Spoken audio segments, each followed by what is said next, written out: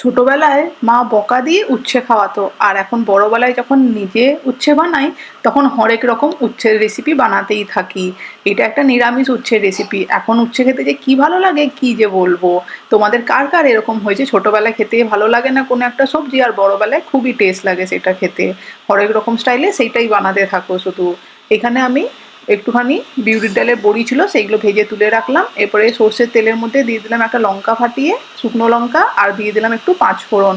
একটু নেড়ে চেড়ে নিয়ে দিয়ে দিলাম বেশ খানিকটা ঝিরিঝিরি করে কেটে রাখা উচ্ছেটাকে দিয়ে কিন্তু মিডিয়াম ফ্লেমে আমি একটু ভালো করে ভাজতে থাকবো। উচ্ছেটা একটু সেদ্ধ হতে টাইম লাগবে, সেই জন্যে। উচ্ছের সঙ্গে দিয়ে দিলাম পরিমাণ মতো নুন আর হলুদ। এই রেসিপিতে কিন্তু জাস্ট নুন হলুদই পড়বে, তাতেও কিন্তু টেস্টটা দারুণ হবে। এরপরে উচ্ছেটা ভালো করে মিডিয়াম ফ্লেমে আমি একটু মাঝে মাঝে ঢাকা দিয়ে ভেজে নিয়েছি 5 থেকে 6 মিনিটের জন্যে।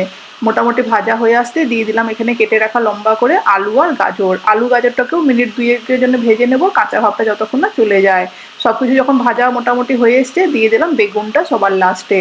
বেগুনটাও লম্বা করে কাট করেছি, বেগুনটা দিয়ে ভালো করে নেড়ে চেড়ে জাস্ট 1 মিনিটের জন্য ভাজবো। তারপরে দিয়ে দেবো উষ্ণ গরম জল যতটা দরকার, এটা কিন্তু গা মাখা তরকারি হবে।